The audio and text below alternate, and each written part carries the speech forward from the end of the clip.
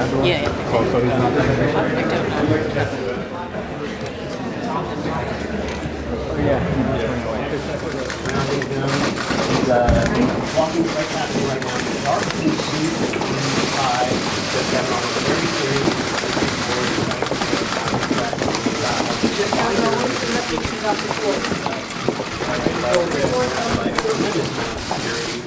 Kavanaugh has now gone into a back room, office inside. Take Kavanaugh into the back. You'll be seeing him in a moment.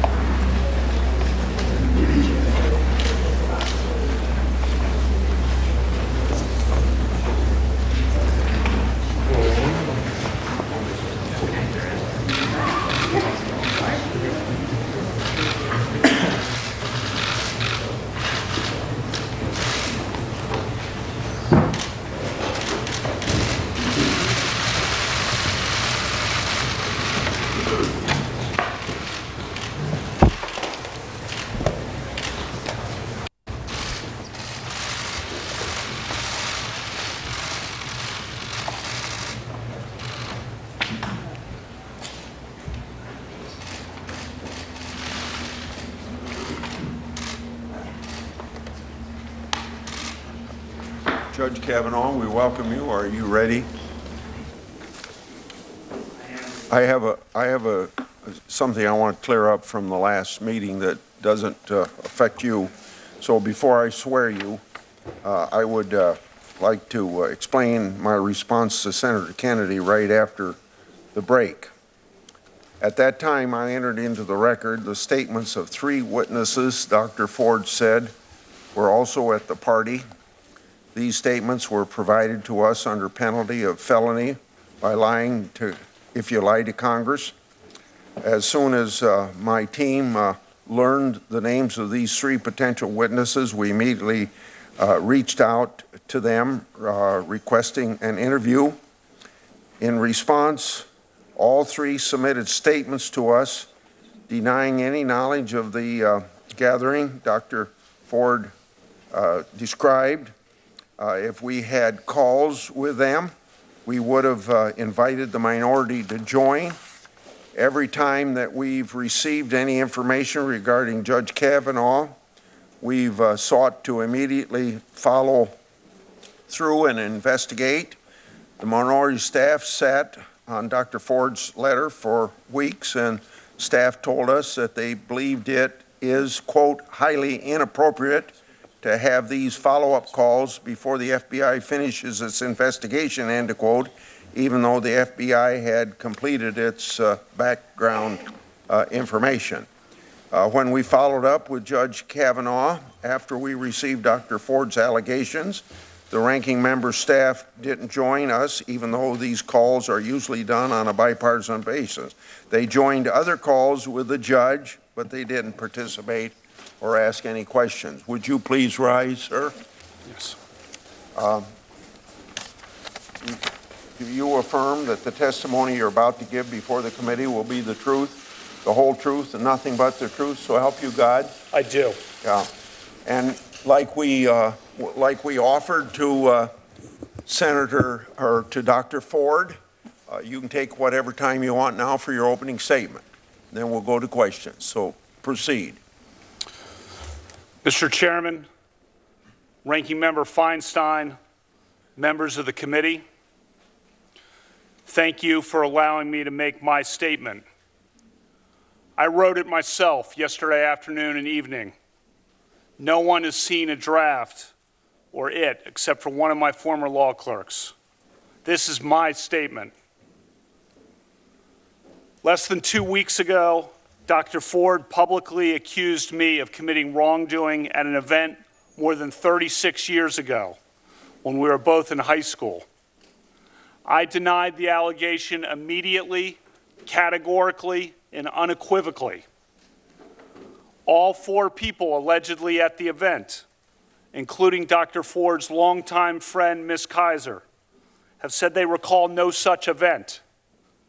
Her longtime friend, Ms. Kaiser, said under penalty of felony that she does not know me and does not believe she ever saw me at a party ever. Here is the quote from Ms. Kaiser's attorney's letter. Quote, simply put, Ms. Kaiser does not know Mr. Kavanaugh, and she has no recollection of ever being at a party or gathering where he was present, with or without Dr. Ford. End quote. Think about that fact. The day after the allegation appeared, I told this committee that I wanted a hearing as soon as possible to clear my name. I demanded a hearing for the very next day. Unfortunately, it took the committee 10 days to get to this hearing. In those 10 long days, as was predictable and as I predicted, my family and my name have been totally and permanently destroyed by vicious and false additional accusations. The 10-day delay has been harmful to me and my family, to the Supreme Court, and to the country. When this allegation first arose, I welcomed any kind of investigation, Senate, FBI, or otherwise. The committee now has conducted a thorough investigation, and I've cooperated fully.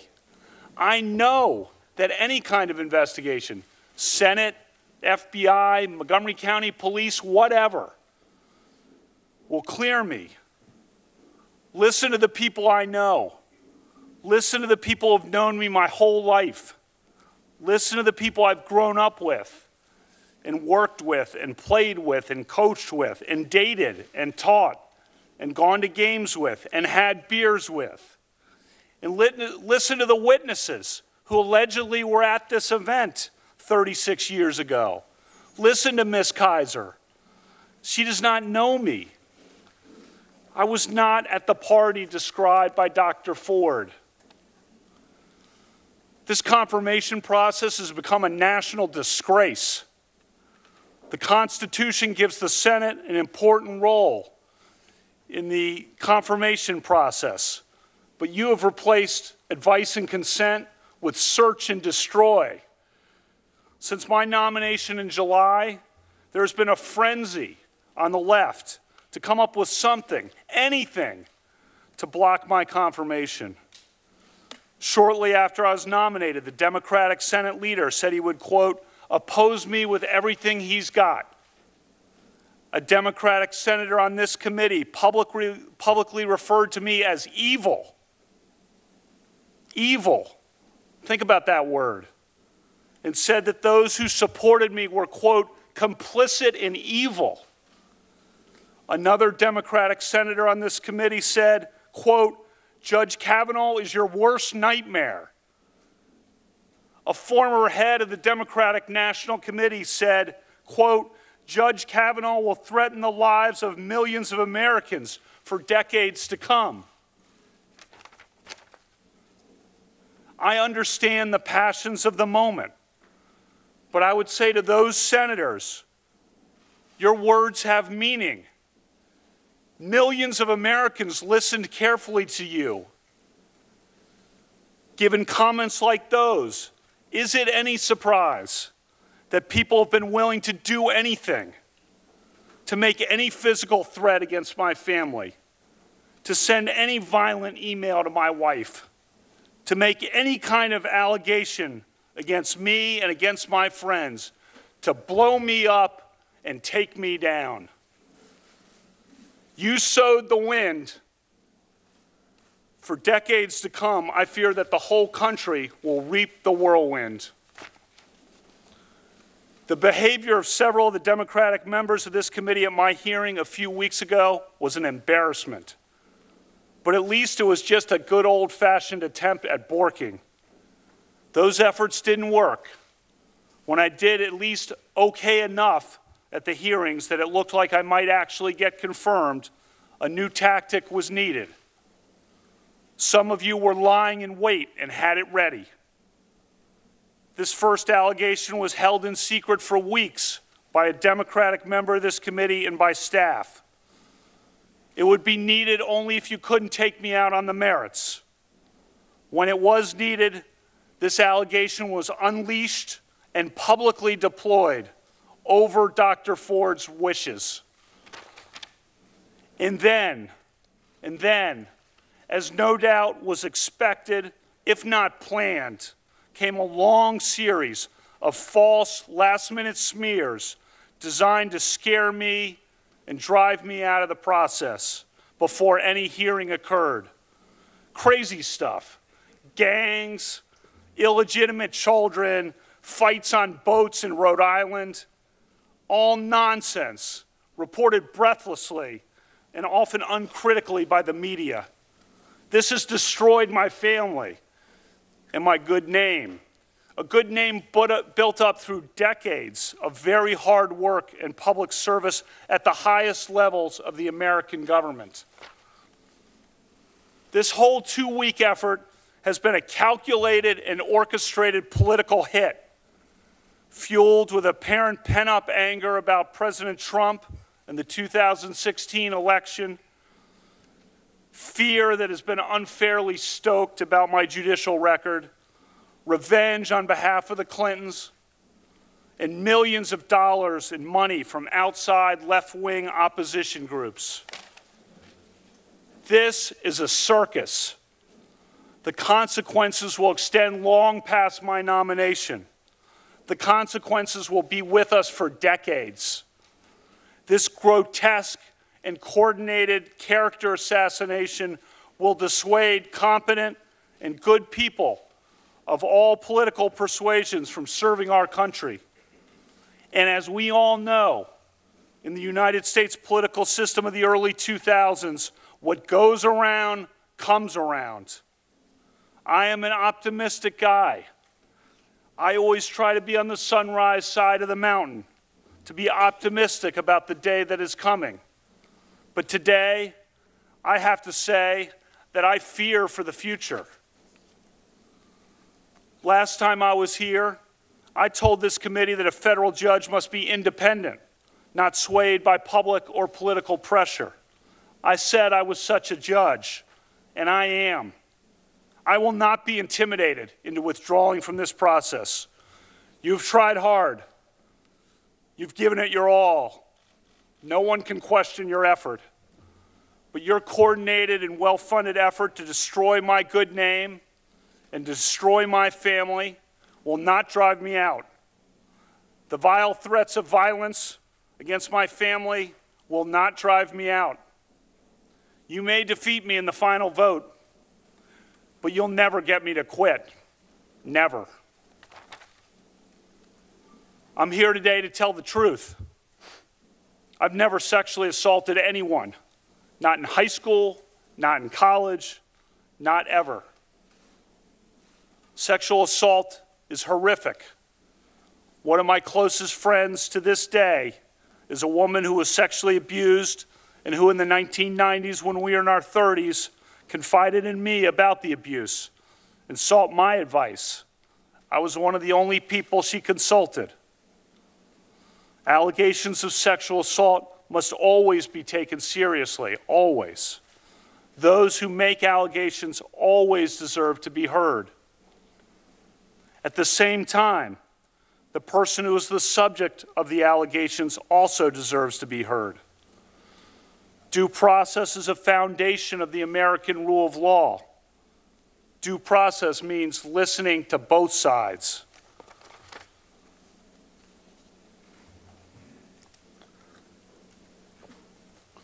As I told you at my hearing 3 weeks ago, I'm the only child of Martha and Ed Kavanaugh. They are here today.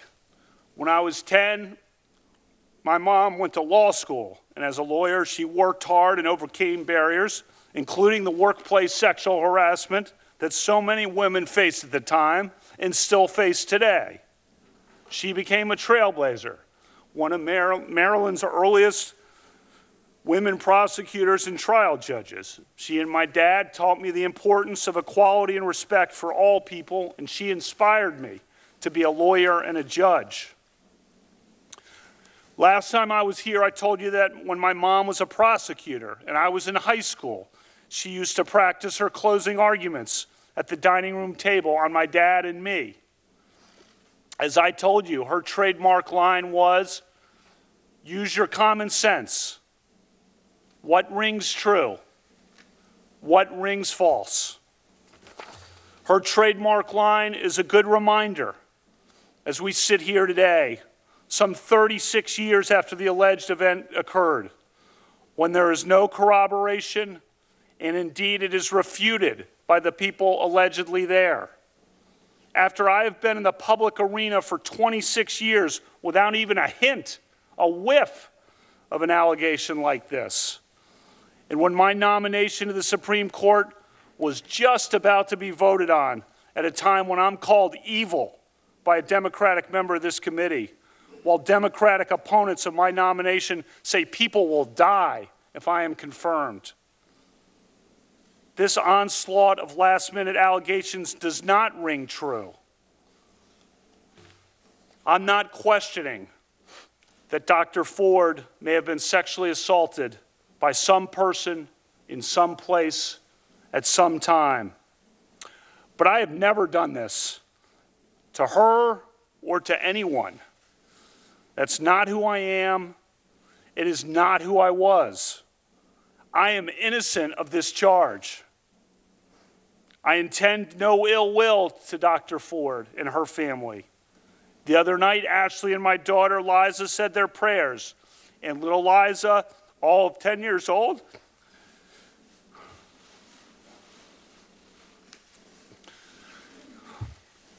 said to Ashley, "We should pray for the woman." It's a lot of wisdom from a 10-year-old. We mean no ill will.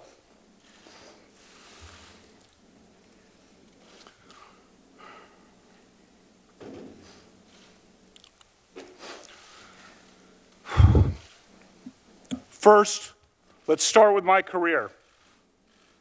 For the last 26 years, since 1992, I've served in many high-profile and sensitive government positions for which the FBI has investigated my background 6 separate times. 6 separate FBI background investigations over 26 years, all of them after the event alleged here. I have been in the public arena and under extreme public scrutiny for decades. In 1992, I worked for the Office of Solicitor General in the Department of Justice. In 1993, I clerked on the Supreme Court for Justice Anthony Kennedy. I spent 4 years in the Independent Counsel's Office during the 1990s. That office was the subject of enormous scrutiny from the media and the public. During 1998, the year of the impeachment of President Clinton, our office generally, and I personally, were in the middle of an intense national media and political spotlight. I and other leading members of Ken Starr's office were opposition researched from head to toe, from birth through the present day. Recall the people who were exposed that year of 1998 as having engaged in some sexual wrongdoing or indiscretions in their past. One person on the left even paid $1 million for people to report evidence of sexual wrongdoing, and it worked. He exposed some prominent people. Nothing about me. From 2001 to 2006, I worked for President George W. Bush in the White House. As staff secretary, I was by President Bush's side for 3 years and was entrusted with the nation's most sensitive secrets. I traveled on Air Force One all over the country and the world with President Bush. I went everywhere with him, from Texas to Pakistan, from Alaska to Australia, from Buckingham Palace to the Vatican. 3 years in the West Wing, 5.5 years in the White House. I was then nominated to be a judge on the D.C. Circuit I was thoroughly vetted by the White House, the FBI, the American Bar Association, and this committee. I sat before this committee for 2 thorough confirmation hearings in 2004 and 2006. For the past 12 years leading up to my nomination for this job, I've served in a very public arena as a federal judge on what is often referred to as the second most important court in the country. I've handled some of the most significant and sensitive cases affecting the lives and liberties of the American people. I have been a good judge.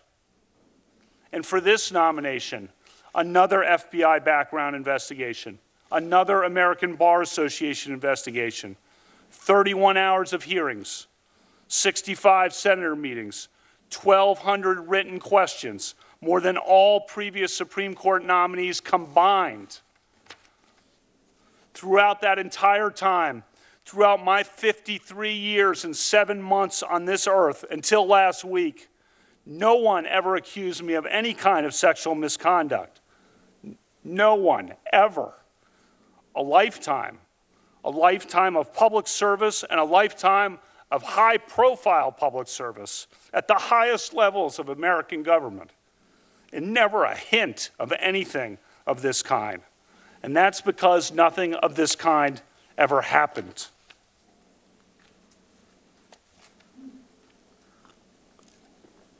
Second, let's turn to specifics.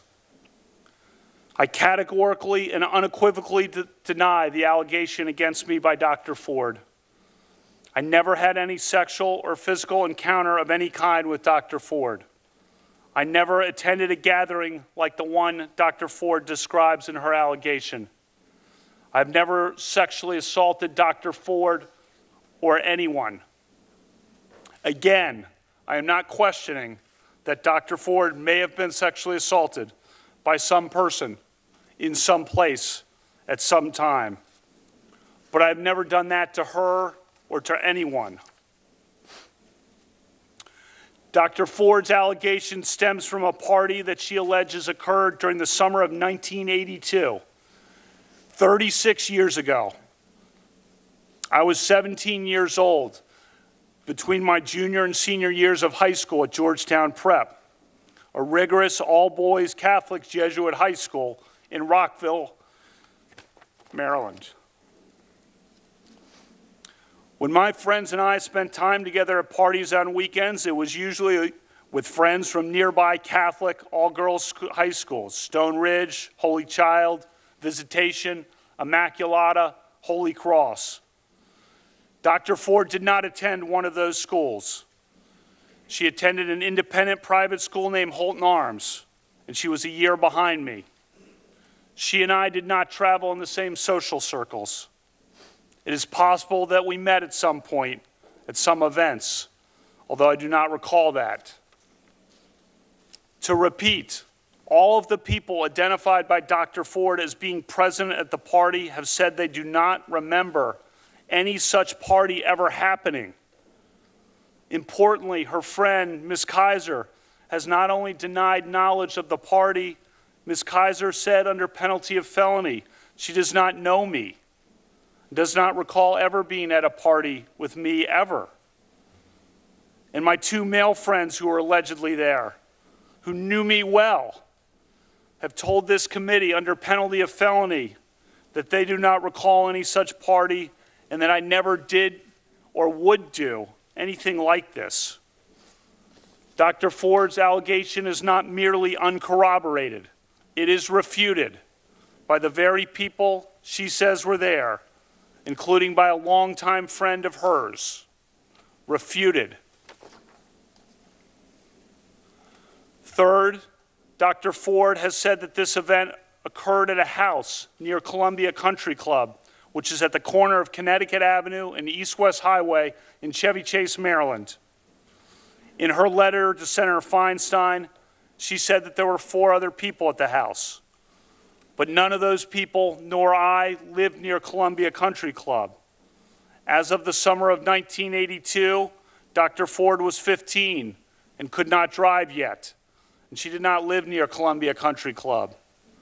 She says confidently that she had one beer at the party, but she does not say how she got to the house in question, or how she got home, or whose house it was.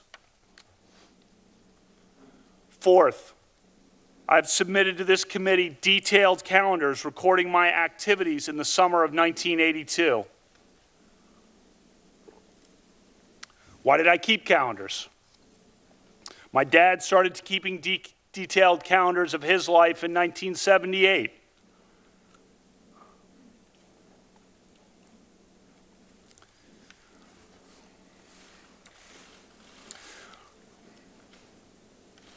He did so as both a calendar and a diary.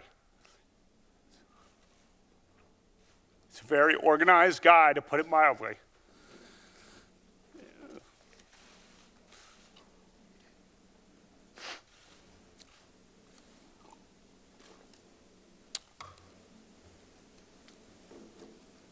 Christmas time, we sit around and he regales us with old stories. Old milestones, old weddings, old events from his calendars.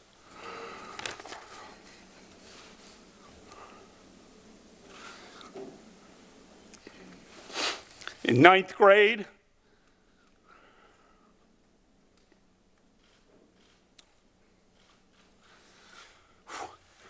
in 1980, I started keeping calendars of my own.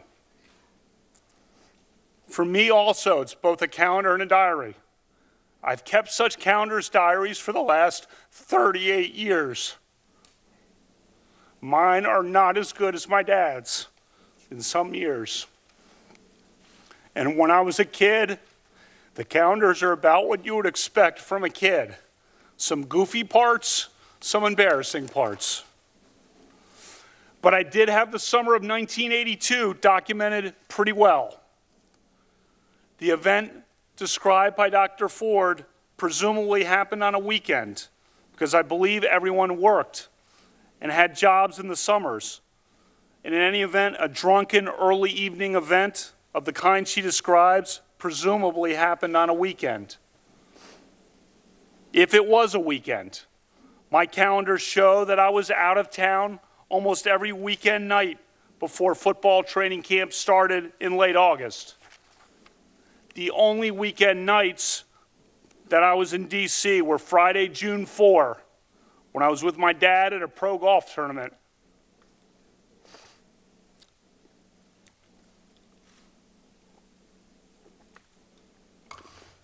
And had my high school achievement test at 8:30 the next morning.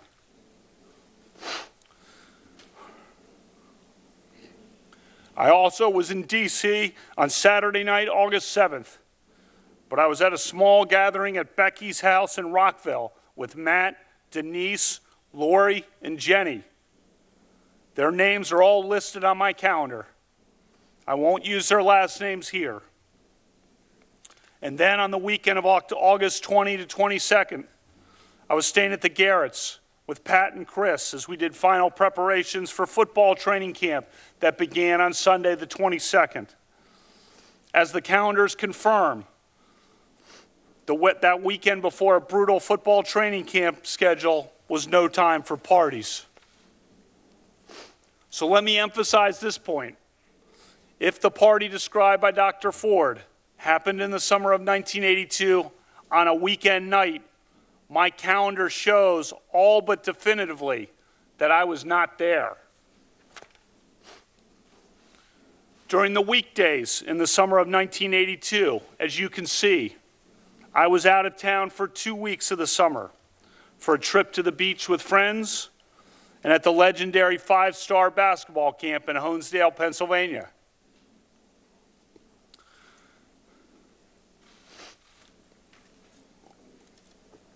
When I was in town, I spent much of my time working out, lifting weights, playing basketball, or hanging out and having some beers with friends as we talked about life and football and school and girls.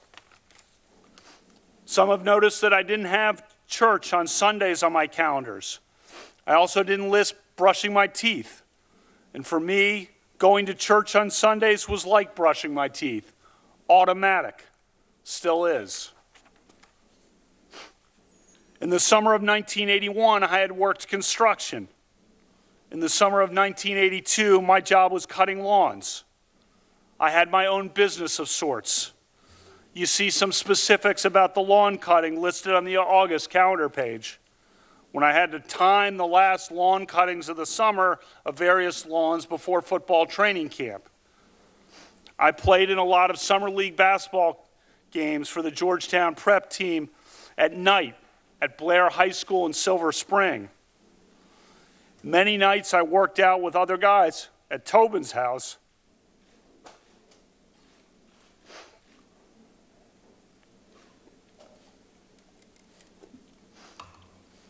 He was the great quarterback on our football team, and his dad ran workouts or lifted weights at Georgetown Prep in preparation for the football season. I attended and watched many sporting events, as is my habit to this day. The calendars show a few weekday gatherings at friends' houses after a workout or just to meet up and have some beers. But none of those gatherings included the group of people that Dr. Ford has identified. And as my calendars show, I was very precise about listing who was there.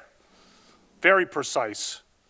And keep in mind, my calendars also were diaries of sorts, forward-looking and backward-looking, just like my dad's. You can see, for example, that I crossed out missed workouts and the canceled doctor's appointments, and that I listed the precise people who had shown up for certain events. The calendars are obviously not dispositive on their own, but they are another piece of evidence in the mix for you to consider.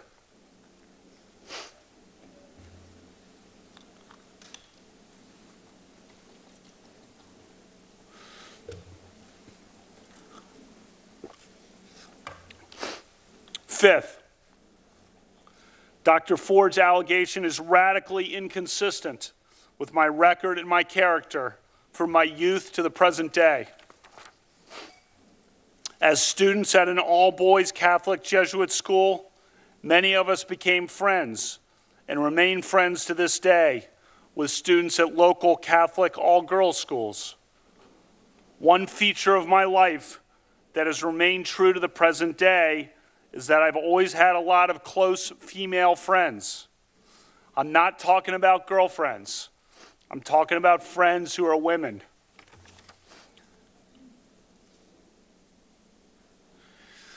That started in high school.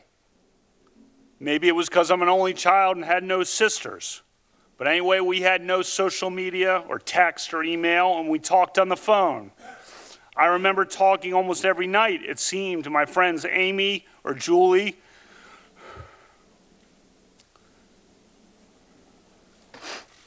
Or Kristen, or Karen, or Suzanne, or Maura, or Megan, or Nikki.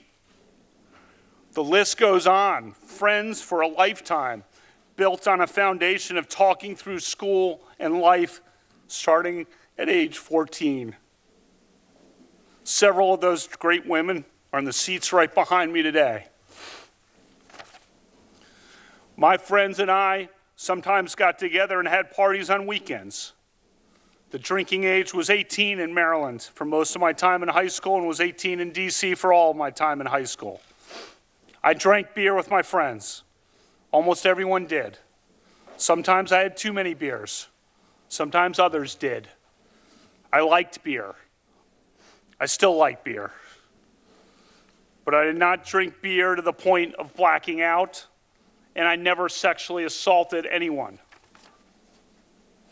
There is a bright line between drinking beer, which I gladly do, and which I fully embrace, and sexually assaulting someone, which is a violent crime. If every American who drinks beer, or every American who drank beer in high school, is suddenly presumed guilty of sexual assault, we'll be in an ugly new place in this country. I never committed sexual assault.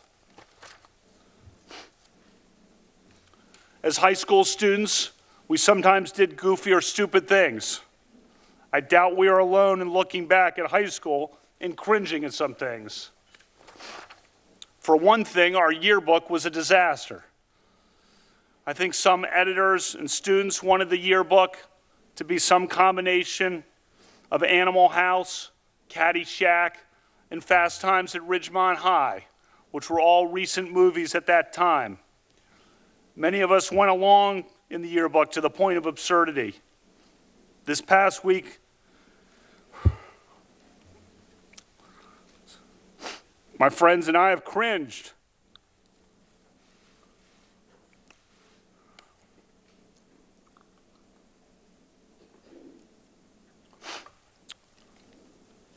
When we read about it and talked to each other.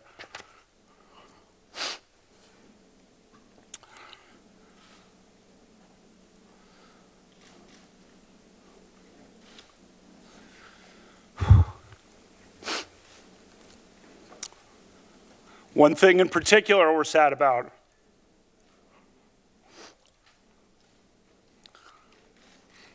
One of our good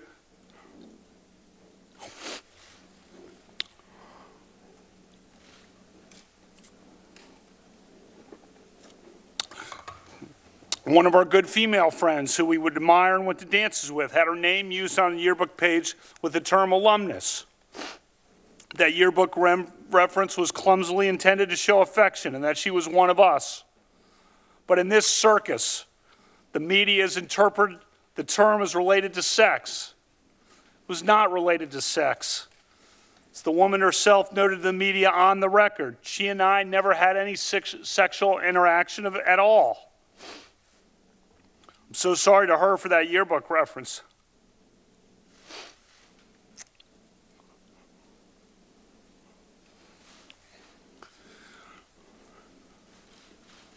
This may sound a bit trivial, given all that we are here for, but one thing I want to try to make sure of in the future is my friendship with her. She was and is a great person. As to sex, this is not a topic I ever imagined would come up at a judicial confirmation hearing, but I want to give you a full picture of who I was. I never had sexual intercourse or anything close to it during high school or for many years after that. In some crowds, I was probably a little outwardly shy about my inexperience. Tried to hide that. At the same time, I was also inwardly proud of it. For me and the girls who I was friends with, that lack of major or rampant sexual activity in high school was a matter of faith and respect and caution. The committee has a letter from 65 women who knew me in high school.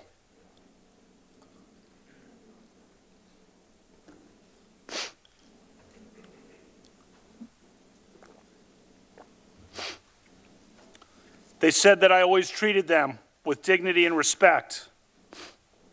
That letter came together in one night, 35 years after graduation, while a sexual assault allegation was pending against me in a very fraught and public situation where they knew they'd be vilified if they defended me. Think about that. They put themselves on the line for me. Those are some awesome women, and I love all of them. You also have a letter from women who knew me in college. Most were varsity athletes.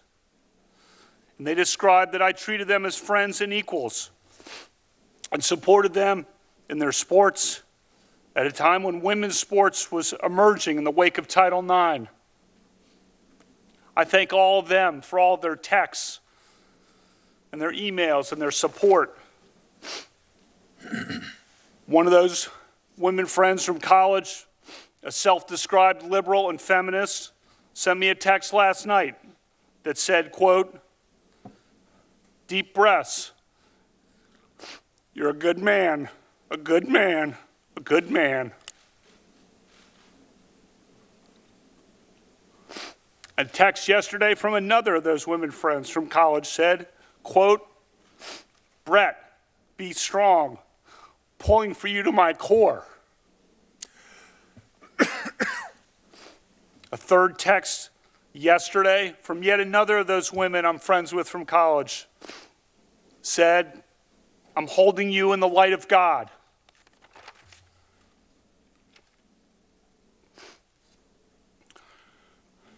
As I said in my opening statement the last time I was with you, cherish your friends, look out for your friends, lift up your friends, love your friends. I've felt that love more over the last 2 weeks than I ever have in my life. I thank all my friends.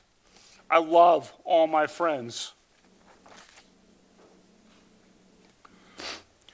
Throughout my life, I've devoted huge efforts to encouraging and promoting the careers of women. I will put my record up against anyone's, male or female. I am proud of the letter from 84 women who worked with me at the Bush White House from 2001 to 2006 and described me as, quote, "a man of the highest integrity." Read the op-ed from Sarah Day from Yarmouth, Maine. She worked in Oval Office operations outside of President Bush's office. Here's what she recently wrote in centralmaine.com. And today she stands by her comments. Quote, "Brett was an advocate for young women like me. He encouraged me to take on more responsibility and to feel confident in my role. In fact, during the 2004 Republican National Convention, Brett gave me the opportunity to help with the preparation and review of the president's remarks, something I never would have had the chance to do if he had not included me. And he didn't just include me in the work. He made sure I was at Madison Square Garden to watch the president's speech instead of back at the hotel watching on TV." End quote. As a judge since 2006, I've had the privilege of hiring 4 recent law school graduates to serve as my law clerks each year. The law clerks for federal judges are the best and brightest graduates of American law schools. They work for 1-year terms for judges after law school, and then they move on in their careers. For judges, training these young lawyers is an important responsibility. The clerks will become the next generation of American lawyers and leaders, judges and senators. Just after I took the bench in 2006, there was a major New York Times story about the low numbers of women law clerks at the Supreme Court and federal appeals courts. I took notice and I took action. A majority of my 48 law clerks over the last 12 years have been women. In a letter to this committee, my women law clerks said I was one of the strongest advocates in the federal judiciary for women lawyers. And they wrote that the legal profession is fairer and more equal because of me. In my time on the bench, no federal judge, not a single one in the country, has sent more women law clerks to clerk on the Supreme Court than I have. Before this allegation arose 2 weeks ago, I was required to start making certain administrative preparations for my possible transfer to the Supreme Court, just in case I was confirmed. As part of that, I had to, in essence, contingently hire a first group of 4 law clerks who could be available to clerk at the Supreme Court for me on a moment's notice. I did so and contingently hired 4 law clerks. All 4 are women. If confirmed, I'll be the first justice in the history of the Supreme Court to have a group of all women law clerks. That is who I am. That is who I was. Over the past 12 years, I've taught constitutional law to hundreds of students, primarily at Harvard Law School, while I was hired by then Dean and now Justice Elena Kagan. One of my former women's students, a Democrat, testified to this committee that I was an even-handed professor who treats people fairly and with respect. In a letter to this committee, my former students, male and female alike, wrote that I displayed a character that impressed us all. I love teaching law, but thanks to what some of you on this side of the committee have unleashed, I may never be able to teach again. For the past 7 years, I've coached my 2 daughters' basketball teams. You saw many of those girls when they came to my hearing for a couple of hours. You have a letter from the parents of the girls I coached that described my dedication, commitment, and character. I coach because I know that a girl's confidence on the basketball court translates into confidence in other aspects of life.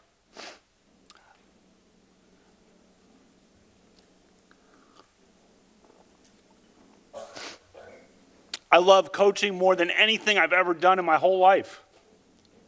But thanks to what some of you on this side of the committee have unleashed, I may never be able to coach again.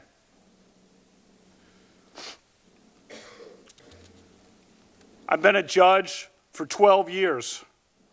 I have a long record of service to America and to the Constitution. I revere the Constitution. I am deeply grateful to President Trump for nominating me. He was so gracious to my family and me on the July night he announced my nomination at the White House. I thank him for his steadfast support. When I accepted the President's nomination, Ashley and I knew this process would be challenging. We never expected that it would devolve into this. Explaining this to our daughters has been about the worst experience of our lives. Ashley has been a rock. I thank God every day for Ashley and my family.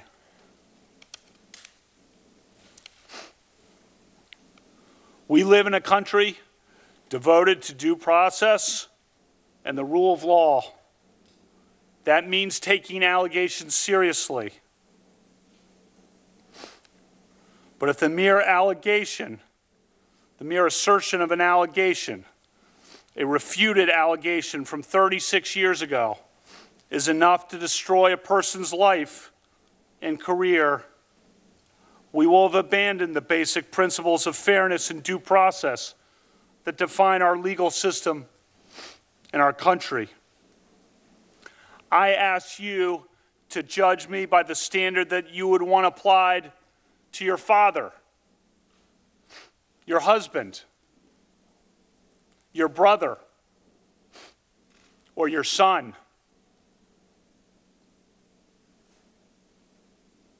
My family and I intend no ill will toward Dr. Ford or her family. But I swear today, under oath, before the Senate and the nation, before my family and God, I am innocent of this charge. Thank you, Judge Kavanaugh. Before we start questions, I won't repeat what I said this morning, but we'll do it the same way as we did for Dr. Ford, and 5-minute rounds. And so we will start with Ms. Mitchell.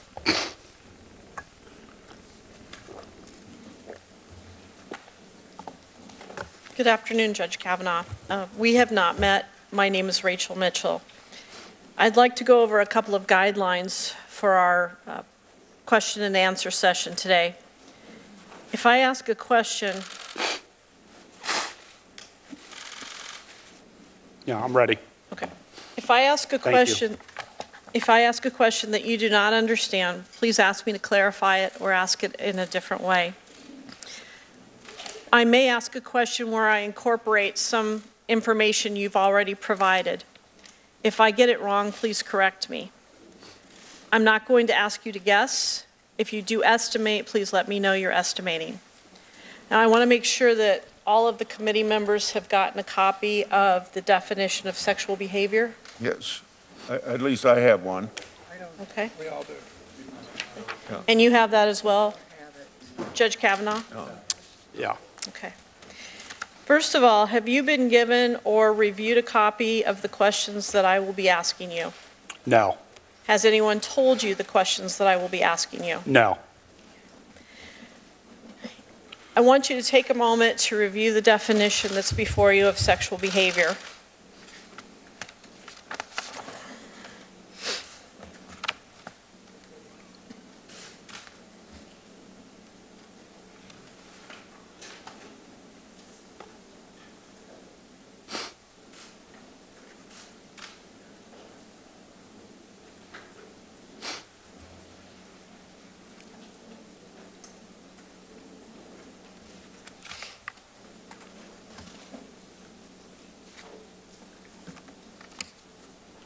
Have you had a chance to review it? I have. I may refer back to it if I can. Yes, please. I'd like to point out two specific parts. Among the examples of sexual behavior, it includes rubbing or grinding your genitals against somebody, clothed or unclothed. And I would also point out that the definition applies whether or not the acts were sexually motivated, or, for example, horseplay. Do you understand the definition I've given you? I do. And again, if at any time you need to review that, please let me know. Dr. Ford has stated that somewhere between 5 or 6 people were present at the gathering on this date. You, Mark Judge, Leland Ingham at the time, or Leland Kaiser now, Patrick P.J. Smith, Dr. Ford, and an unnamed boy. Do you know Mark Judge? I do. How do you know him? He was a friend at Georgetown Prep starting in 9th grade. He's someone we were in our, group of friends. We're a very friendly group in class. You saw the letter that's been sent by my friends from Georgetown Prep. Funny guy, great writer, popular, developed a serious addiction problem that lasted decades, near death a couple times from his addiction. Suffered tremendously from. What is your relationship with him like now? I haven't talked to him in a couple years. We've probably been on, mass emails or group emails that go around among my high school friends. Okay. And how did you know Patrick Smith? Also 9th grade, Georgetown Prep. Went by PJ then. He and I lived close to one another.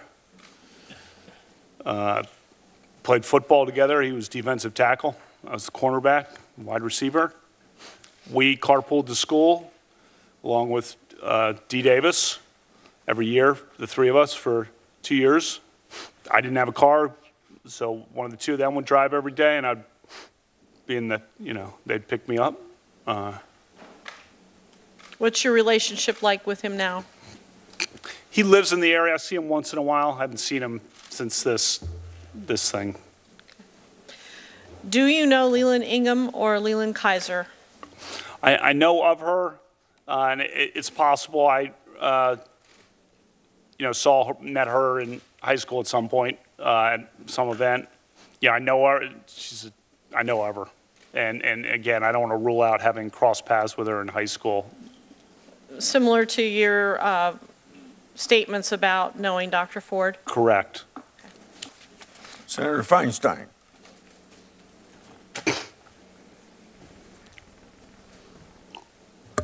Judge Kavanaugh, It's my understanding that you have denied the allegations by Dr. Ford, Ms. Ramirez, and Ms. Swetnick.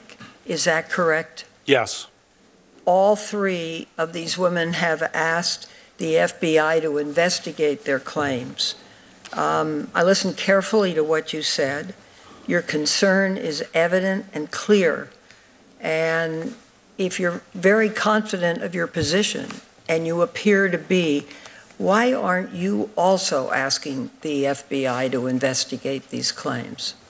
Senator, I'll do whatever the committee wants. I wanted a hearing the day after the allegation came up. I wanted to be here that day. Instead, 10 days passed where all this nonsense is coming out, you know, that I'm in gangs, I'm on boats in Rhode Island, I'm in Colorado, you know, I'm cited all over the place. And these things are printed and run breathlessly by cable news. You know, I wanted a hearing the next day. My family's been destroyed by this, Senator. Destroyed.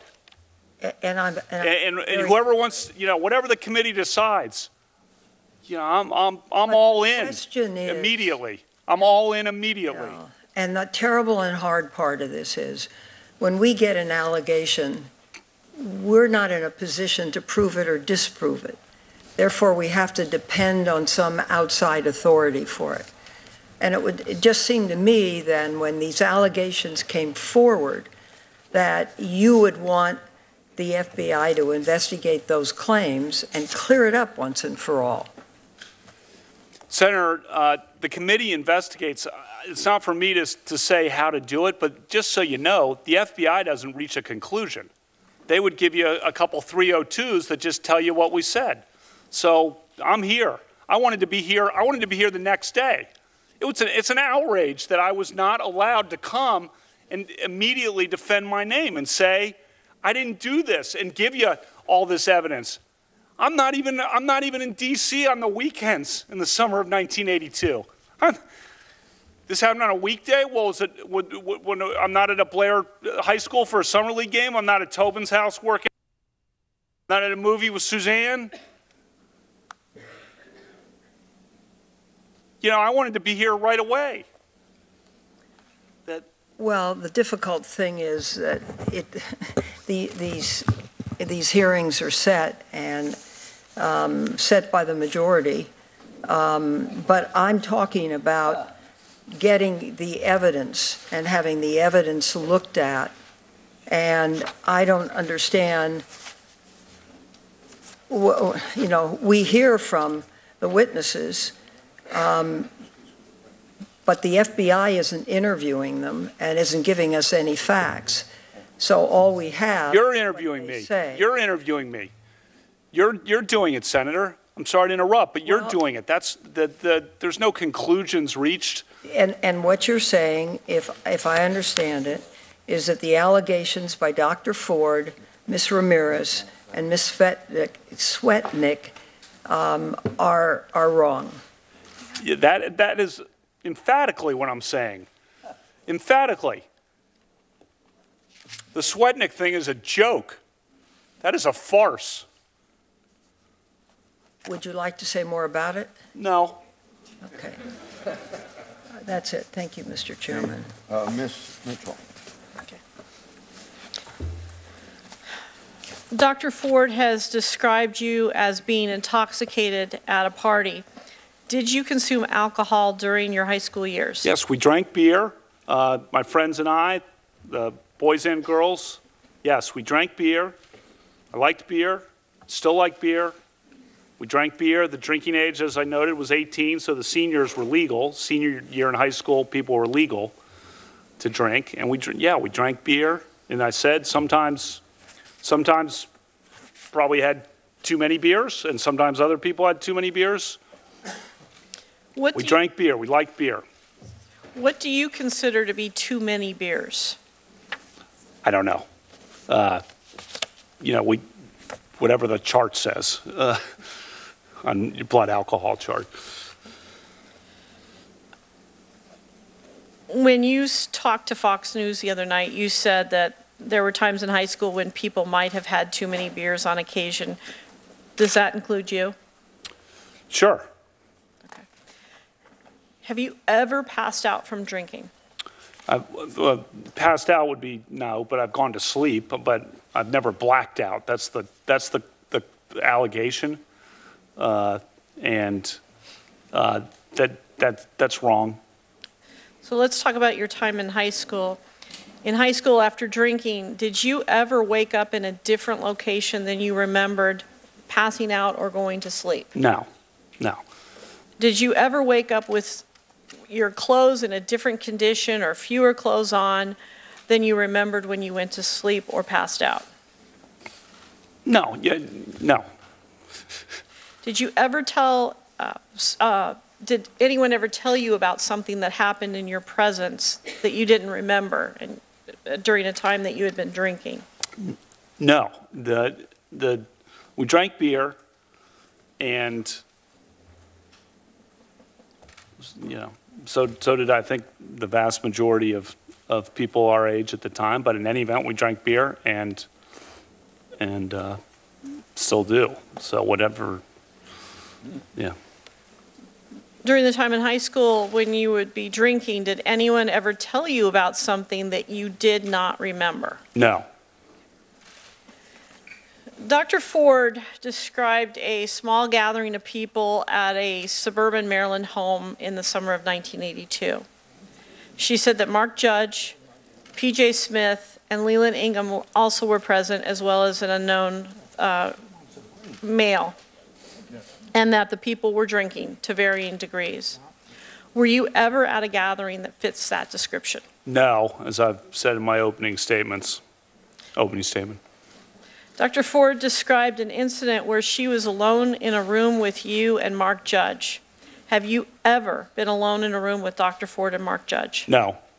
Dr. Ford described an incident where you were grinding your genitals on her. Have you ever ground or rubbed your genitals against Dr. Ford? No. Dr. Ford described an incident where you covered her mouth with your hand. Have you ever covered Dr. Ford's mouth with your hand? No. Dr. Ford described an incident where you tried to remove her clothes. Have you ever tried to remove her clothes? No. Referring back to the definition of sexual behavior that I have given you, have you ever at any time engaged in sexual behavior with Dr. Ford? No. Have you ever engaged in sexual behavior with Dr. Ford, even if it was consensual? No.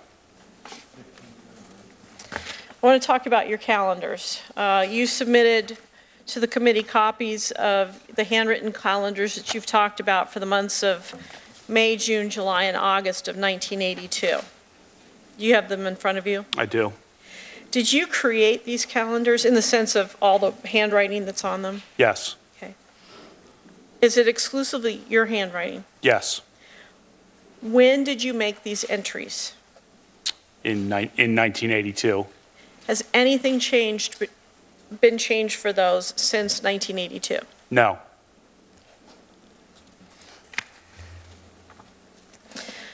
Do these calendars represent your plans for each day, or do they document, in other words, prospectively, or do they document what actually occurred more like a diary?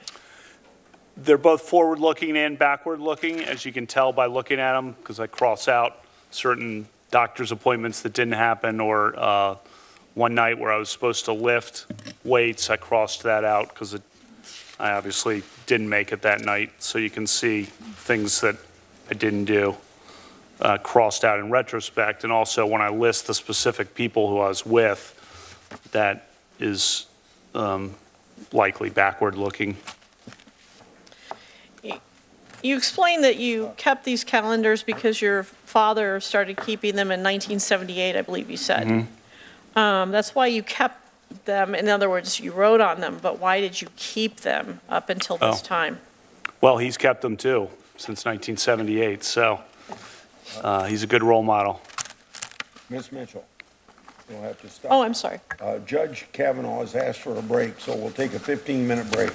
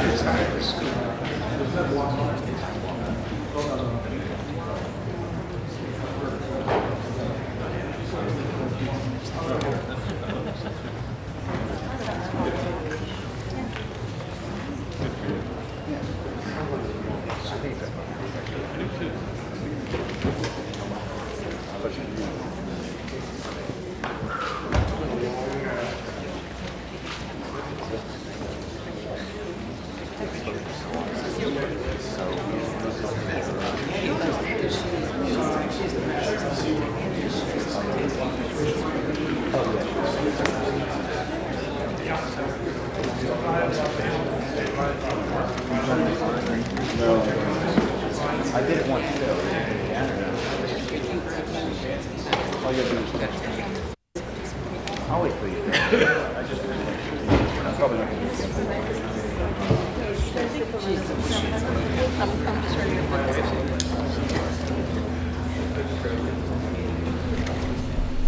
On your screen, Senator Patrick Leahy, also Senator Dick Durbin of Illinois, and Senator Sheldon Whitehouse of Rhode Island, 3 Democratic members of the Judiciary Committee. Pat Leahy, the former chair of the committee when the Democrats had the majority. A 15-minute break as we hear from Judge Brett Kavanaugh, his opening statement followed by a round of questions that included Senator Dianne Feinstein and Rachel Mitchell, the attorney, the Republican attorney, who was asking the questions for those 11 members of the Senate Judiciary Committee. We want to use this opportunity to get your reactions so far based on what you heard this morning and early this afternoon from Dr. Christine Blasey Ford, and now the opening statement and first round of questions to Judge Brett Kavanaugh. Christy from Heath, Ohio, Independent Line, good afternoon. Good afternoon. Thank you. My main concern is that with all the politics, we're losing the main objective in this, which is, you know, this woman has gone through something horrific. I don't believe that, you know, Kavanaugh did this because obviously both their worlds has been torn apart from this. And we're also missing a big major picture. We're expecting men to be held at higher regard than women with the decisions of sexual activity. Well, woman and man get drunk or, you know, do drugs. It's always up to the man to always be the responsible one, and we forget that they're human beings also. When you drink, you do drugs, all inhibitions, all morality go out the door. Christy, Judge Kavanaugh called this, in his words, a national disgrace. Would you agree or disagree with that? I agree. I agree on the fact that we're taking a very major situation, a very horrendous situation, and turning it into a circus, as he says. On your screen, by the way, 2 Texas senators, John Cornyn, Republican, and his colleague Ted Cruz, who is in a re-election battle this year. And by the way, a debate that is scheduled to take place on Sunday, one of a number of debates that we'll be covering in the midterm elections, so you can watch for that. Check out the schedule on our website at cspan.org. Doug, Cheyenne, Wyoming, Republican line. So tell us what you think, Doug. Yes, sir. I think this all is a travesty of justice to be assumed guilty before proven innocent. Bingo. That's it. Thank you. We'll go to Dave in Wilmette, Illinois, Independent Line. Hi. I'm just interested how he has denied being a blackout drinker, and yet we have a lot of evidence saying that he was a blackout drinker or drinks too much. Thank you. We'll go to Linda in St. Louis, Missouri, Democrats line. Hi. I'm calling in concern of the calendar that he's keeping. I was sexually assaulted from the age of 4 to 10 years old by my stepdad. And I didn't tell because I was afraid, because he had a gun and he told me he would kill the whole family. He would abuse and beat my mom, and it was extremely traumatic. And when I became a teenager, I was held at gunpoint and kidnapped and raped. And to hear what he and others are saying that is political, it's not about Democrat, Republican, or Independent. It's about sexual assault. Linda, who do you believe? I believe her. Looking at him saying he had a calendar, my stepdad had a file cabinet. He had 5 file cabinets in the house from the 50s. And if he met you today, there was a file on you. There was an index card that had what you had on and everything. I can corroborate everything that I am saying. He had these cards on everybody in his life, everyone on his job, everybody. But when he committed suicide and we looked through those files, there was not one about the sexual assault on me. There was not one on the assault and the abuse that he traumatized our family and beat my mom. So it's not about the calendar. It's about the event. Linda, thank you for your call from St. Louis. Tamika, you're next, joining us from Raleigh, North Carolina, Independent Line. Yes, thank you for this opportunity. I think that we need to remove the political parties altogether.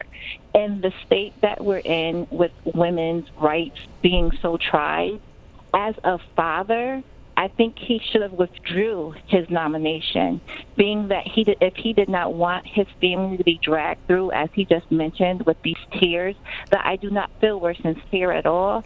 He should have withdrew his nomination. Why put your family through this, especially your daughter, and then to keep stating these statements that your child made? What if this happened to your child? How would you handle it?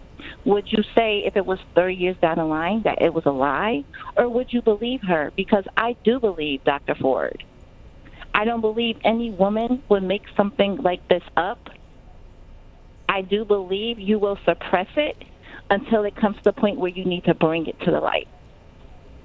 Tamika, thank you very much for the call. I want to share with you some of the headlines, beginning this from the Associated Press, and a look back at 1991 when Anita Hill testified before the Senate Judiciary Committee from the Russell Senate Office Building. Today's committee is taking place inside the Dirksen Senate Office Building, and the headline, will the Kavanaugh Ford hearing be a where you are moment?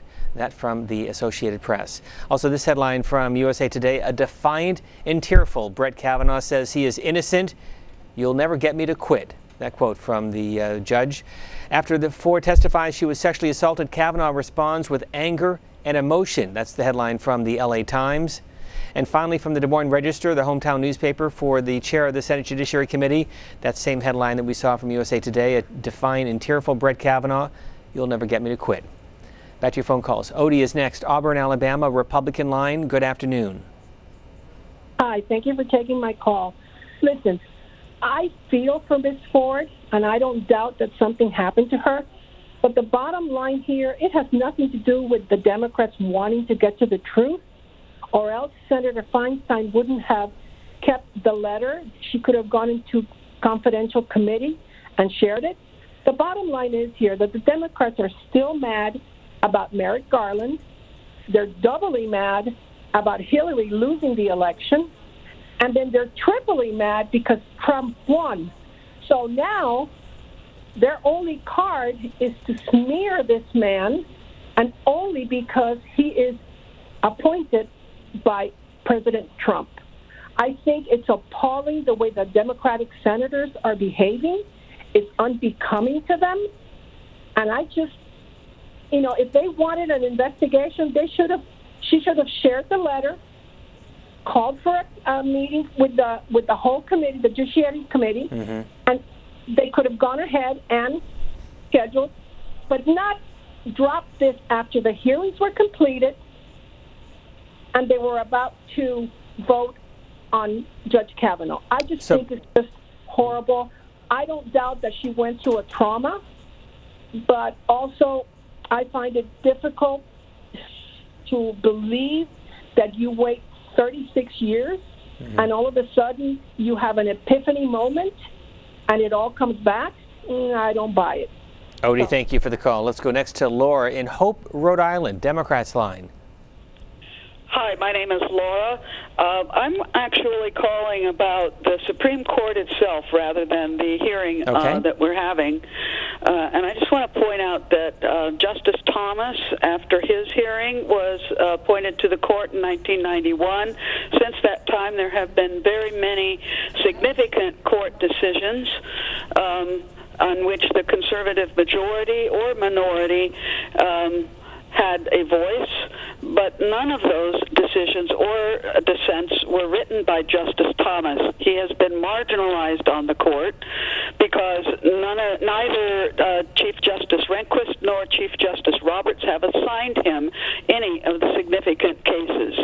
Can you imagine a Justice Kavanaugh now being assigned a significant case that involves women?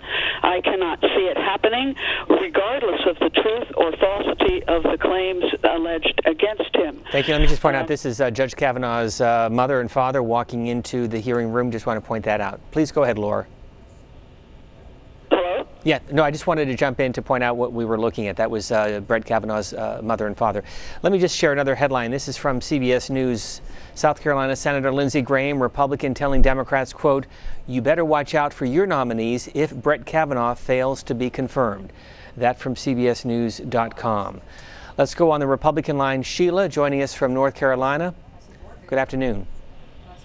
Good afternoon. I believe him. I've had family members who have even deceived the police until there was a physical exam and there was no rape. And also, I've been molested, did not tell anybody because I knew my dad would go after him. He wasn't a violent man, but he loved his children. Sheila, thank you for the call. This is Senator Jeff Flake, and before that we saw Rachel Mitchell. We'll watch inside the hearing room as the proceedings begin to get underway, and outside there's Senator Tom Tillis, Republican of North Carolina, and Mike Lee, Republican of Utah. The key question is where some of the key Republican senators will be, including Lisa Murkowski of Alaska, Susan Collins of Maine, Jeff Flake, who you saw just a moment ago, and Bob Corker. Those are 4 key Republican senators, and whether or not any Democrats also support the Kavanaugh nomination. The plan right now is for the Senate Judiciary Committee to reconvene again tomorrow morning after the conclusion of today's hearing. That session getting underway at 9:30 Eastern Time, and then Senate votes expected this weekend. By the way, the hearing that is happening right now will re-air in its entirety beginning at 8 p.m. Eastern Time. Let's go to Ronnie in Chicago. Good evening. Good afternoon. Hey, how's it going? Good. Go ahead, Ronnie. So my comment is more about just Kavanaugh's demeanor. I think what we're seeing is more of a privileged man being pushed in the corner. Ronnie, thanks for the call. We'll take you into the hearing room, and there's the chair, Chuck Grassley of Iowa.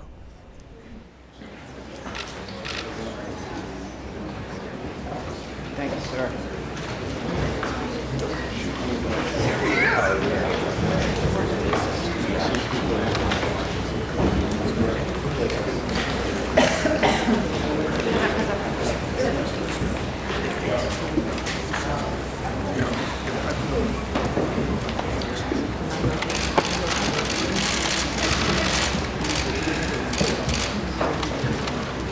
Judge, I won't start until you tell me you're ready. I'm ready. Oh, hey. I'm going to wait for Senator Feinstein.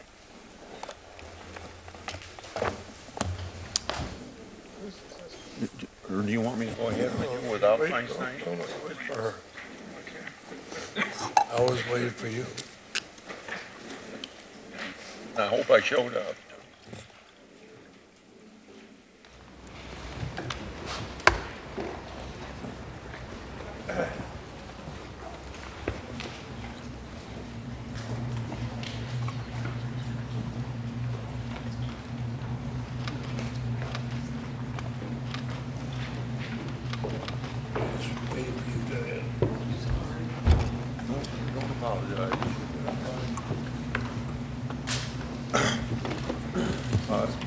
Senator Leahy.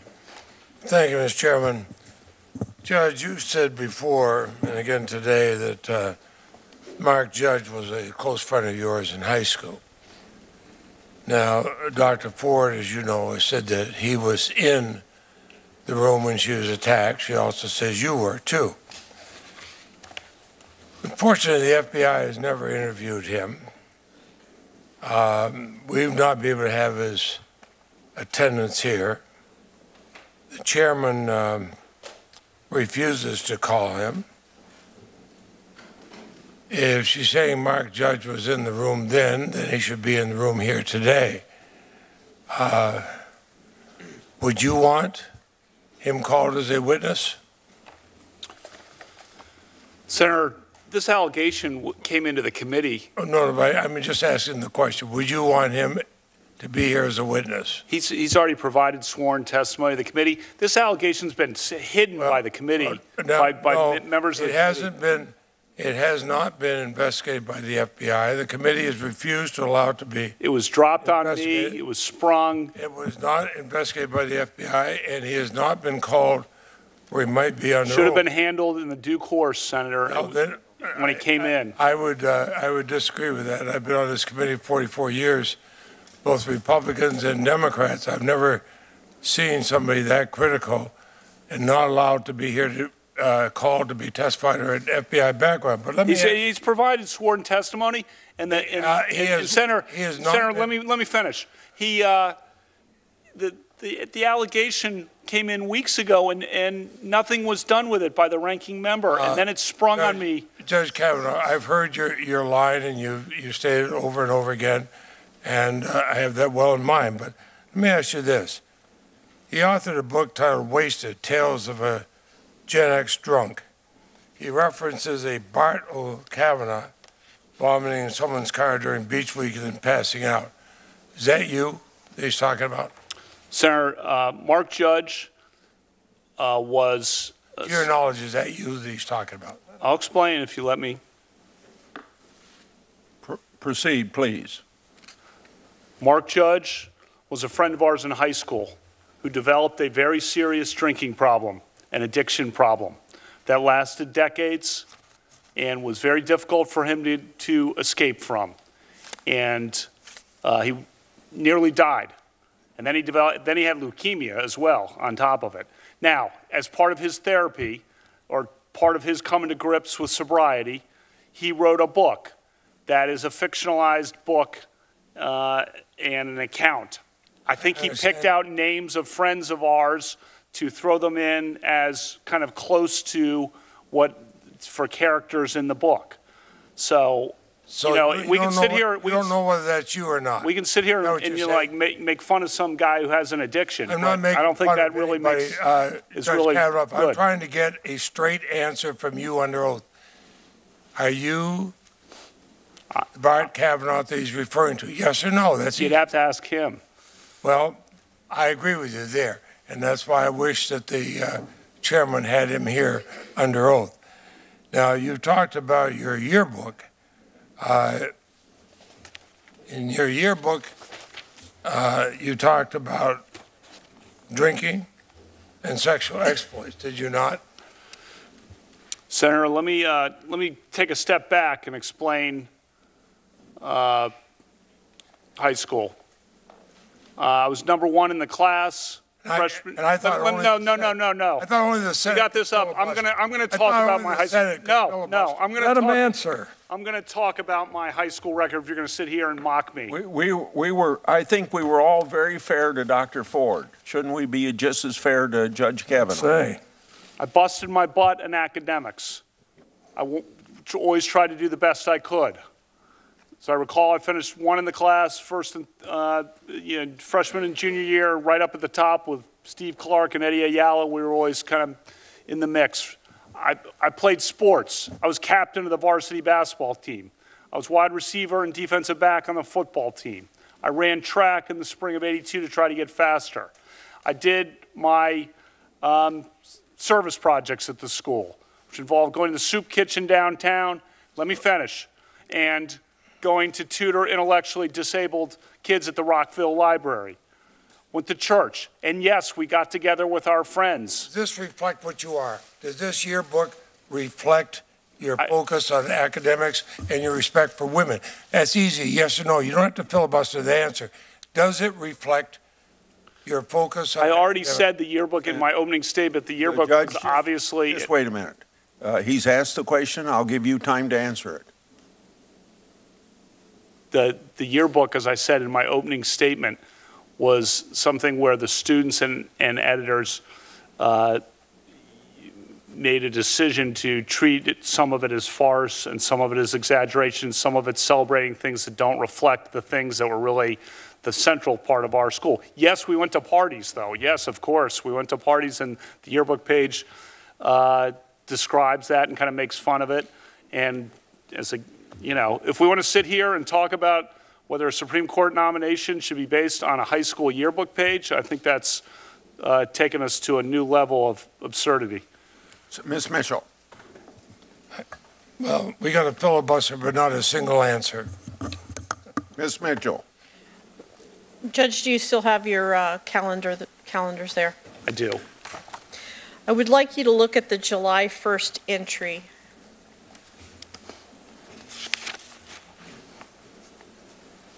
Yes. The entry says, and I quote, "Go to Timmy's for skis with Judge, Tom, PJ, Bernie, and Squee." Squee. Okay. It's a nickname. Okay. To what does this refer and to whom? So first says Tobin's House workout. So that's one of the football workouts that we would have that Dr. Finizio would run for guys on the football team during the summer. So we would be there. That's usually 6 to 8 or so, kind of till near dark. And then it looks like we went over to Timmy's. You want to know their last names too? I'm happy to do it. If you could just identify, is Judge Mark Judge? It is. And is PJ Smith?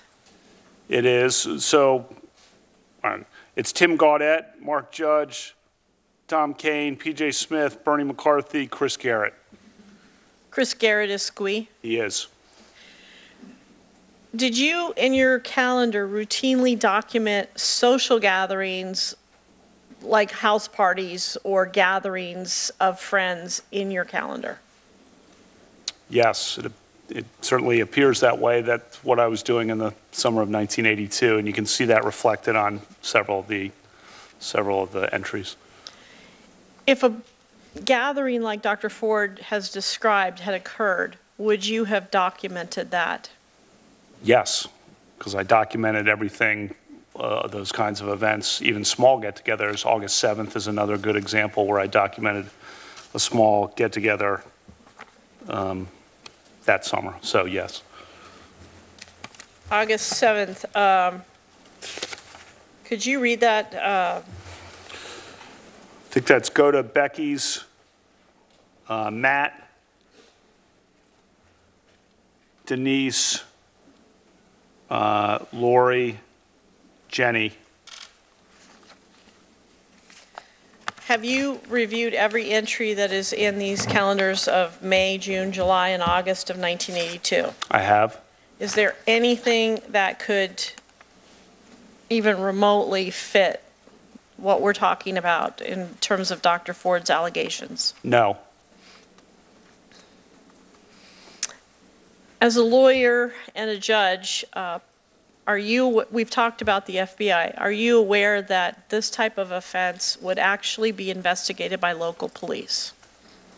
Yes, I mentioned Montgomery County Police earlier, yes. Okay. Are you aware that in Maryland there is no statute of limitations that would prohibit you being charged even if this happened in 1982? That's my understanding. Have you at any time been contacted by any members of local police agencies regarding this matter? No, ma'am. Prior to your nomination for Supreme Court, you've talked about all of the female clerks you've had and the women that you've worked with. I'm not just talking about them. I'm talking about globally. Have you ever been accused, either formally or informally, of unwanted sexual behavior? No. And when I say informally, I mean just a female complains. It doesn't have to be to anybody else but you. No. Since Dr. Ford's allegation was made public, how many times have you been interviewed by the committee? It's been a 3 or 4. I'm trying to remember now. It's been several times. Each of these new things, absurd as they are, we get on the phone and kind of go through them. So have you submitted 2 interviews specifically about Dr. Ford's allegation? Yes. And what about Deborah Ramirez's allegation that Yes. you waved your penis in front of her? Yes. What about Julie Swetnick's allegation that you repeatedly engaged in drugging and gang raping or allowing women to be gang raped? Yes. Yes, I've been interviewed about it. Okay. Were your answers to my questions today consistent with the answers that you gave to the committee in these various interviews? Yes, ma'am. Okay. Let's see, I'm out of time. Senator Durbin. Thank you, Mr. Chairman. Judge Kavanaugh, earlier today, Dr. Christine Ford sat in that same chair, and under oath, she said clearly and unequivocally that she was the victim of sexual assault at your hands.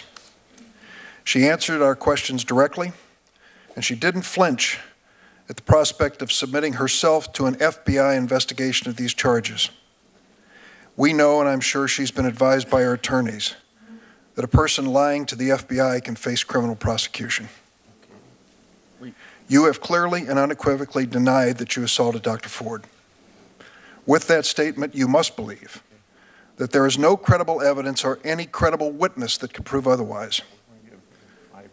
You started off with an impassioned statement at the beginning, and I can imagine, try to imagine what you have been through or your family's been through, and I'm sure I wouldn't get close to it. Okay. But it was an impassioned... No, you wouldn't. I'm sure I wouldn't. It's an impassioned statement. And in the course of it, you said, I welcome any kind of investigation. I quote you. I welcome any kind of investigation. I've got a suggestion for you. Right now, turn to your left in the front row, to Don McGahn, counsel to President Donald Trump.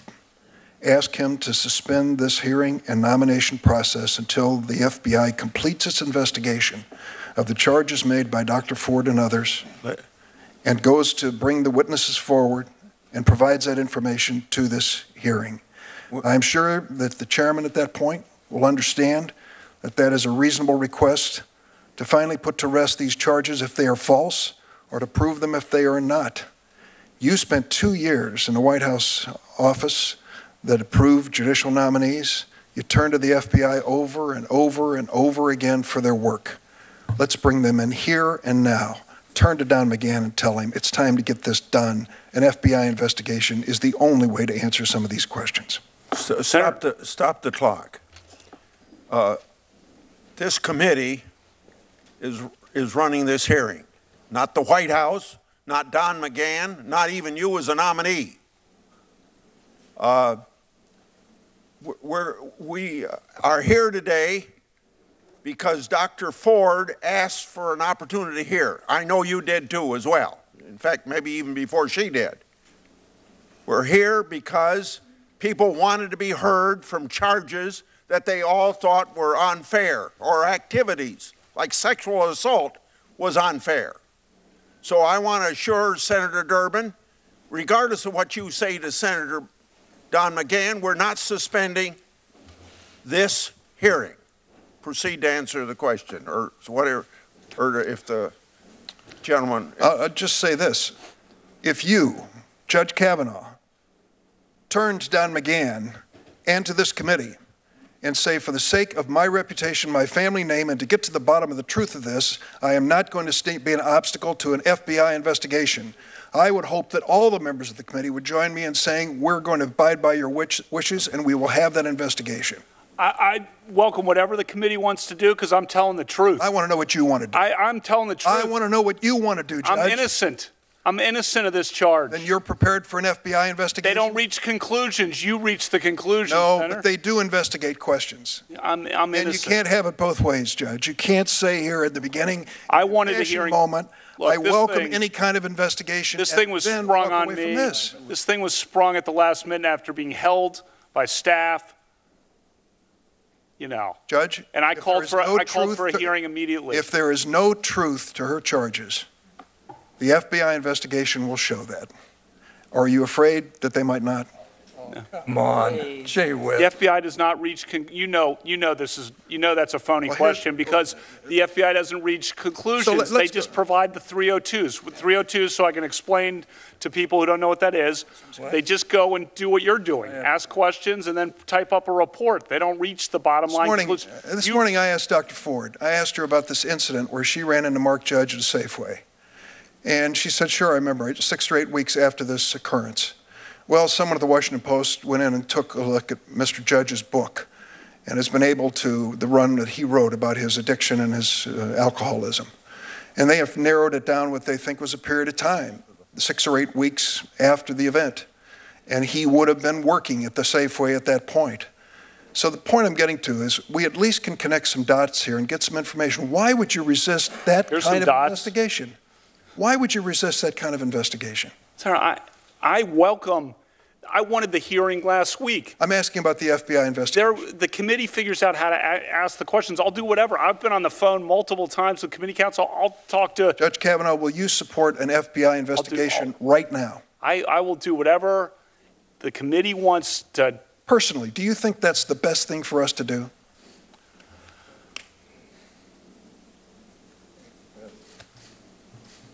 You won't answer? Look, Senator, I've said I wanted a hearing, and I said I was welcome anything. I'm innocent. This thing was held when it could have been presented in the ordinary way. It could have been held and handled confidentially at first, which was what Dr. Ford's wishes were, as I understand it, and wouldn't have caused this, like, destroyed my family like this effort has. I think an FBI investigation will help all of us on both sides of the issue.